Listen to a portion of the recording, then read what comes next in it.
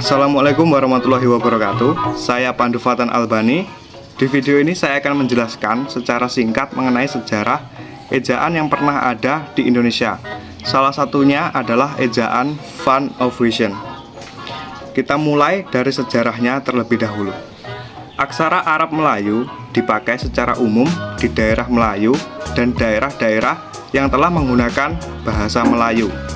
Akan tetapi, karena terjadi kontak budaya dengan dunia barat sebagai akibat dari kedatangan orang barat dalam menjajah di tanah Melayu. Di sekolah-sekolah telah digunakan aksara Latin secara tidak terpimpin.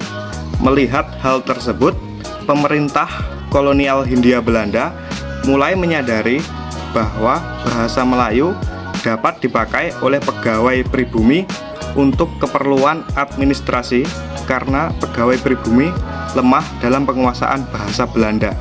Sejumlah sarjana Belanda mulai terlibat dalam standarisasi bahasa Melayu. Bahasa Melayu yang distandarisasikan adalah bahasa Melayu ragam tinggi, yakni bahasa Melayu yang digunakan untuk komunikasi formal. Komunikasi bahasa Melayu pun dilakukan di sekolah-sekolah dan didukung oleh penerbitan karya sastra dalam bahasa Melayu.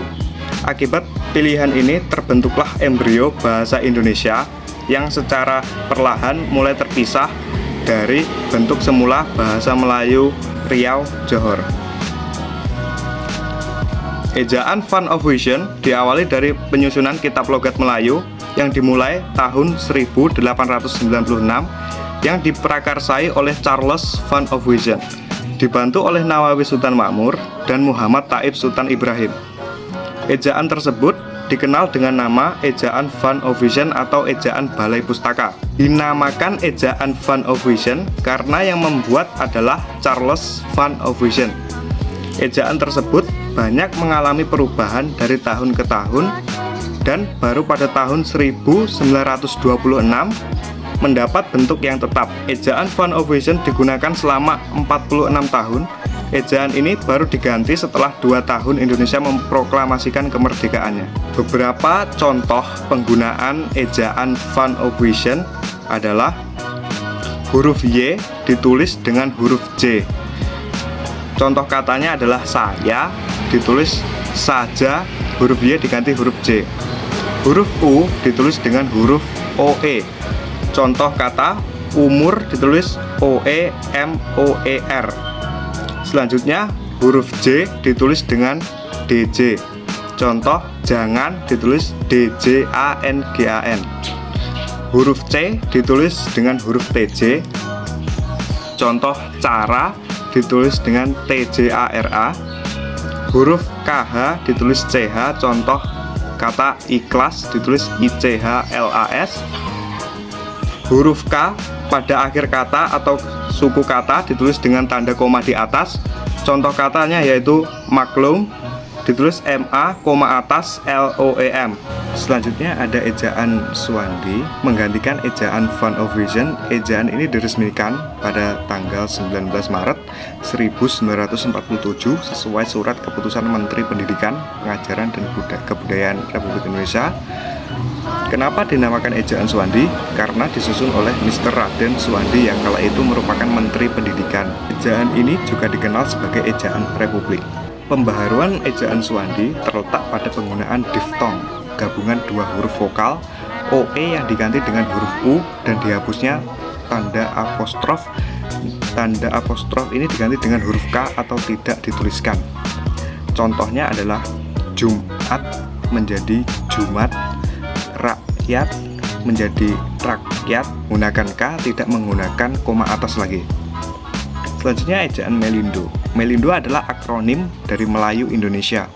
Draft penyusunan dilakukan pada tahun 1959 atas kerjasama Indonesia dan Persekutuan Tanah Melayu Malaysia. Perubahan yang diajukan hampir sama dengan ejaan pembaharuan. Ejaan Melindo disusun agar ejaan yang digunakan oleh negara jadi seragam. Secara Indonesia dan Malaysia memiliki bahasa yang mirip. Namun ejaan ini gagal diresmikan karena ketegangan politik antara kedua negara waktu itu. Selanjutnya ada ejaan LBK atau Lembaga Bahasa dan Kesusastraan. Bisa dibilang ejaan LBK adalah lanjutan dari ejaan Melindo. Panitianya juga campuran dari Indonesia dan Malaysia yang dibentuk pada tahun 1967. Isinya tidak jauh berbeda dengan ejaan yang disempurnakan, yang akan saya jelaskan berikutnya. Selanjutnya ada ejaan yang disempurnakan atau EYD. Ejaan satu ini berlaku mulai tahun 1972 hingga 2015. Dalam ejaan ini, kaidah penulisan bahasa Indonesia diatur secara lengkap seperti tentang unsur bahasa serapan, tanda baca, penggunaan kata pelafalan huruf E, penggunaan huruf kapital, dan penggunaan cetak miring. Selanjutnya adalah ejaan bahasa Indonesia atau EBI. Menurut Peraturan Menteri Pendidikan dan Kebudayaan RI Nomor 50 Tahun 2015 tentang Pedoman Umum Ejaan Bahasa Indonesia, EBI resmi berlaku menjadi ejaan baru bahasa Indonesia. Ejaan baru ini diresmikan karena perkembangan pengetahuan teknologi hingga seni, sehingga pemakaian bahasa Indonesia juga semakin luas. Ejaan EBI menyempurnakan EYD terutama pada penambahan diftong, penggunaan huruf kapital, dan cetak tebal.